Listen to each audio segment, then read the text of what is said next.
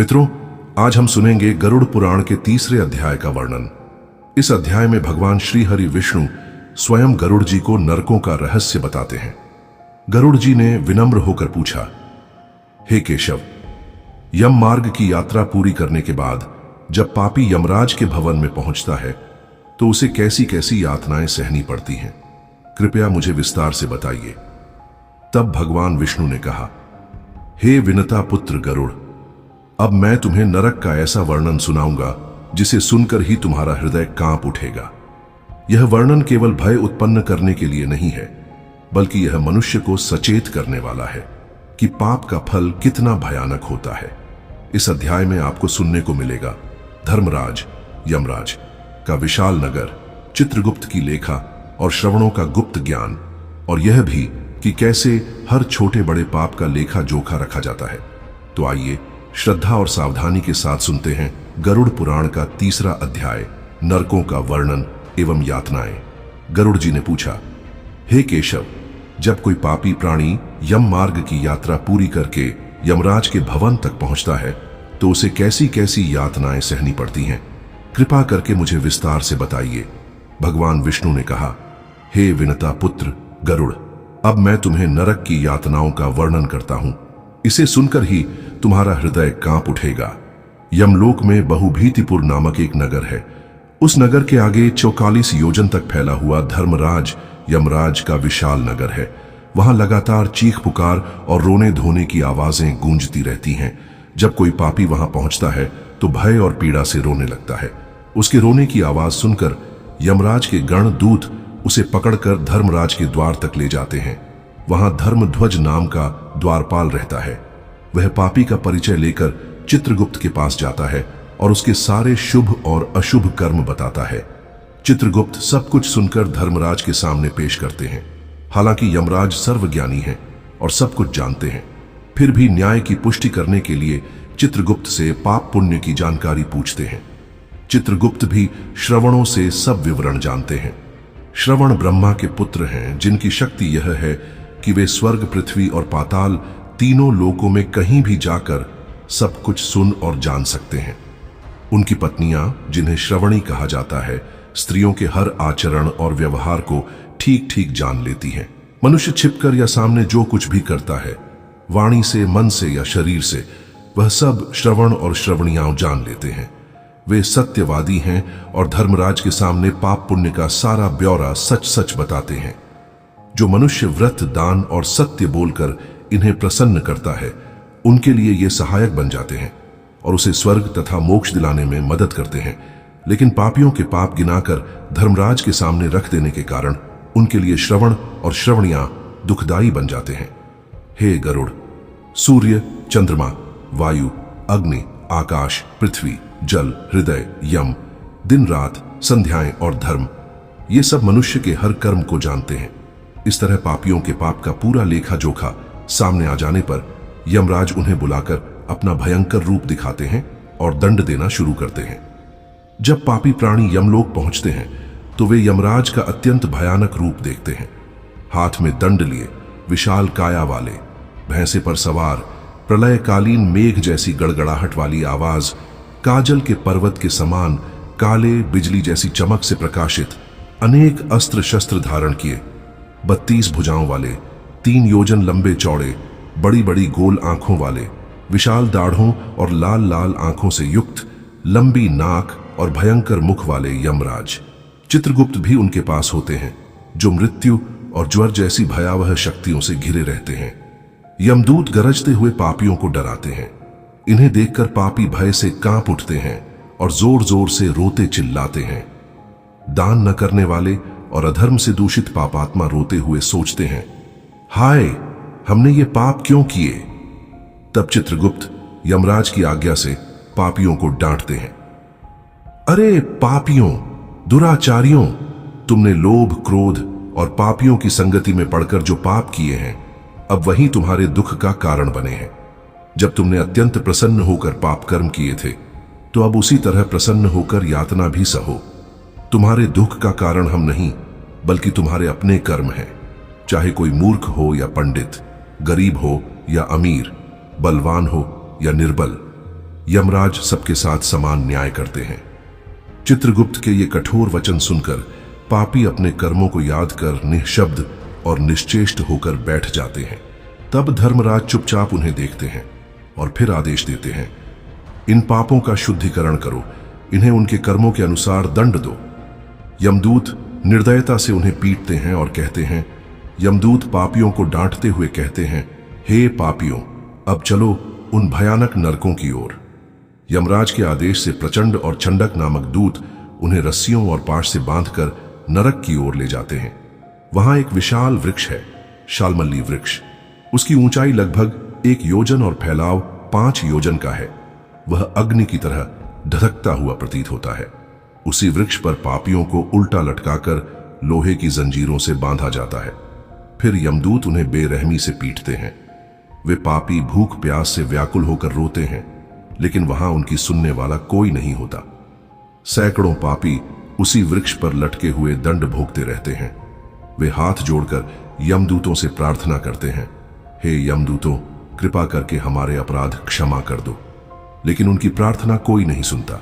यमदूत लोहे की लाठियों, गदाओं, भालों, बर्छियों और मूसलों से उन्हें बार बार मारते हैं। इतना मारते हैं कि वे मूर्छित होकर निश्चेष्ट हो जाते हैं। फिर दूत डांट कर कहते हैं, अरे दुराचारियों, तुमने धर्म क्यों नहीं किया? प्यासे को जल क्यों नहीं दिया? भूखे को अन्न क्यों नहीं खिलाया? कुत्ते कौवे के लिए बलि क्यों नहीं रखी? अतिथि का सत्कार क्यों नहीं किया? पितरों का तर्पण क्यों नहीं किया? तुमने कभी यमराज और चित्रगुप्त का स्मरण नहीं किया, न उनके मंत्रों का जप किया, न देवताओं की पूजा की, न तीर्थों की यात्रा की। गृहस्थ होकर भी दान पुण्य नहीं किया, संतों की सेवा नहीं की। इसलिए आज तुम्हें यह यातना मिल रही है। तुम्हारे दुख का कारण तुम्हारे अपने पाप हैं, न कि हम। अब अपने कर्मों का फल भोगो। यमदूत पापियों से कहते हैं, हे पापियों, अब चलो, तुम्हें उन भयंकर नरकों में ले चलें। तुरंत ही यमराज के आदेश पर प्रचंड और चंडक नाम के दूत पापियों को रस्सियों से बांधकर नरक की ओर घसीट ले जाते हैं। वहां एक भयानक वृक्ष है, शालमली वृक्ष, जो 5 योजन चौड़ा और 1 योजन ऊंचा है, जिसकी चमक जलती हुई अग्नि जैसी भयंकर है। पापियों को इस वृक्ष पर उल्टा लटकाकर लोहे की जंजीरों से बांध दिया जाता है। यमदूत उन्हें लोहे की लाठियों, गदाओं, भालों, मूसलों और बर्छियों से लगातार मारते हैं। उनके शरीर जलते हैं, वे दर्द से चिल्लाते हैं, पर वहां उनका कोई रक्षक नहीं होता। इस शालमली वृक्ष पर पहले से ही असंख्य पापी भूख प्यास से तड़पते हुए यमदूतों द्वारा पीटे जाते हुए लटके रहते हैं। भयभीत और असहाय होकर वे हाथ जोड़कर दूतों से प्रार्थना करते हैं, हे यमदूतों, हमारे अपराध क्षमा कर दो। लेकिन उनकी विनती पर कोई ध्यान नहीं दिया जाता। जब बार बार मार खाने से वे पापी मूर्छित होकर निश्चेष्ट हो जाते हैं, तब यमदूत उन्हें और भी कठोर वचनों से डांटते हैं। अरे दुराचारियों, तुमने जल और अन्न का दान क्यों नहीं किया?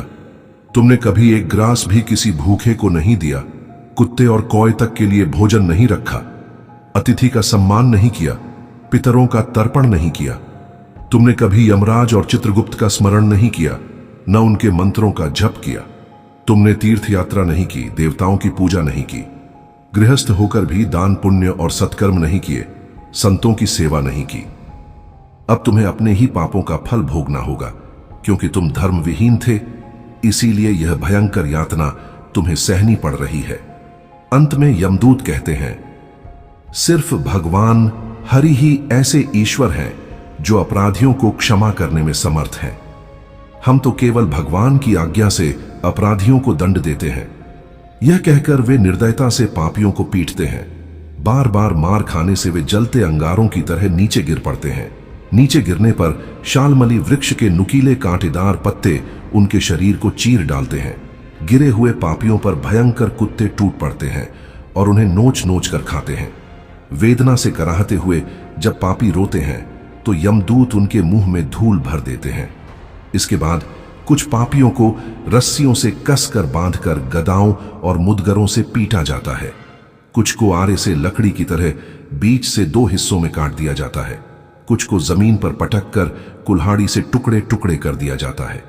किसी को गड्ढे में आधा गाड़कर उसके सिर में बाण मारे जाते हैं, किसी को गन्ने की तरह पैरने वाली मशीन में डालकर कुचला जाता है, कुछ को चारों तरफ से जलते अंगारों और लकड़ियों से ढककर लोहे की तरह तपा दिया जाता है, कुछ पापियों को उबलते हुए घी और तेल से भरे बड़े बड़े कड़ाहों में डालकर तला जाता है, कुछ को मदमस्त हाथियों के सामने फेंक दिया जाता है, किसी को उल्टा लटका दिया जाता है, किसी को कुएं में धकेल दिया जाता है, किसी को ऊंचे पर्वतों से नीचे गिरा दिया जाता है। कई पापियों को कीड़ों से भरे कुंडों में डाल दिया जाता है, जहां कीड़े उन्हें जीवित ही काटते खाते रहते हैं। और सबसे भयावह, कुछ पापियों को विशाल कोए, गिद्ध और मांसभक्षी पक्षी अपनी लोहे जैसी चोंच से उनके सिर, आंखों और मुंह को नोच नोच कर चीर डालते हैं। ये सब सुनकर हृदय कांप उठता है, लेकिन गरुड़ पुराण हमें यही समझाता है कि पाप का फल निश्चित है और धर्म ही हमें इन यातनाओं से बचा सकता है। कुछ पापी नरक में आपस में झगड़ते हैं और कहते हैं, मेरा धन दो, मेरा धन दो, तुमने मेरा धन लिया था, अब लौट आओ। इस प्रकार आपसी विवाद करते हुए वे एक दूसरे को दोषी ठहराते हैं। उन्हें दंडित करने के लिए यमदूत गर्म सरियों और लोहे के औजारों से उनके शरीर का मांस नोचते हैं। फिर यमराज के आदेश से उन्हें खींचकर तामिस्त्र जैसे भयंकर नरकों में फेंक देते हैं। उस वृक्ष, शालमली वृक्ष के पास ही अनेक दुखों से भरे नरक हैं, जिनके कष्ट शब्दों में कह पाना असंभव है। हे गरुड़, नरकों की कुल संख्या 84 लाख है, लेकिन इनमें से सबसे भयानक और प्रमुख 21 नरक माने गए हैं। तामिस्त्र, लोहशंकु, महारौरव, शालमली, रौरव, कुडमल, कालसूत्रक, पूति मृत्तिका, संघात, लोहितोद, सविश, संप्रतापन, महानिरय, काकोल, संजीवन, महापट, अवीची, अंधतामिस्त्र, कुंभीपाक, संप्रतापन और तपन। इन नरकों में गिरकर पापी अपने किए हुए पापों का फल भोगते हैं। कुछ नरकों में स्त्री और पुरुष अपने अवैध संबंधों से हुए पापों का दंड पाते हैं। कुछ नरकों में वे लोग जाते हैं जिन्होंने केवल पेट या परिवार पालने के नाम पर दूसरों का अहित किया और अधर्म से धन कमाया। ऐसे लोग परिवार और शरीर को तो यहीं छोड़ देते हैं, पर अपने पापों का भारी बोझ लेकर अकेले अंधकारमय नरक की ओर जाते हैं। विशेषकर जो लोग परिवार पालने के लिए अधर्म का सहारा लेते हैं, वे सबसे अंधकारपूर्ण नरक अंधतामिस्त्र में गिरते हैं। मनुष्य लोक के नीचे असंख्य नरक हैं। पापी उन नरकों में क्रमशः ही यातनाएं भोगते हैं। जब वे अपने पापों से शुद्ध हो जाते हैं, तब पुनः जन्म लेकर इस पृथ्वी मृत्युलोक में आते हैं। इस प्रकार गरुड़ पुराण के सारोद्धार भाग का 3रा अध्याय यमयातना निरूपण पूर्ण होता है। मित्रों, आपने अभी गरुड़ पुराण के 3रे अध्याय यम यातना निरूपण का श्रवण किया। इस अध्याय में हमने जाना क्या नरकों की भीषण यातनाएं कैसी होती हैं, पापियों को किस प्रकार यमदूत दंडित करते हैं और कैसे अपने ही कर्म मनुष्य को घोर अंधकारमय नरकों की ओर ले जाते हैं। यह संदेश स्पष्ट है कि धर्म के मार्ग पर चलना ही मोक्ष और शांति का मार्ग है। पाप से बचना और पुण्य का आचरण करना ही जीवन का सच्चा लक्ष्य होना चाहिए। मित्रों, 3रे अध्याय के साथ ही यह भाग पूर्ण हुआ। अब अगले वीडियो में हम प्रवेश करेंगे 4थे अध्याय में, जहां नरकों का और भी विस्तृत वर्णन तथा पापों का वर्गीकरण सुनने को मिलेगा। इसलिए यदि आप आगे का श्रवण करना चाहते हैं तो इस वीडियो को लाइक करें, हमारे चैनल को सब्सक्राइब करें और बेल आइकॉन को दबाएं, ताकि 4था अध्याय आते ही आपको सूचना मिल जाए। कमेंट में लिखें, जय श्री हरि विष्णु। यदि आप 4था अध्याय सुनने के लिए तैयार हैं, हरि नाम संकीर्तन से ही जीवन के सारे पाप नष्ट हो जाते हैं।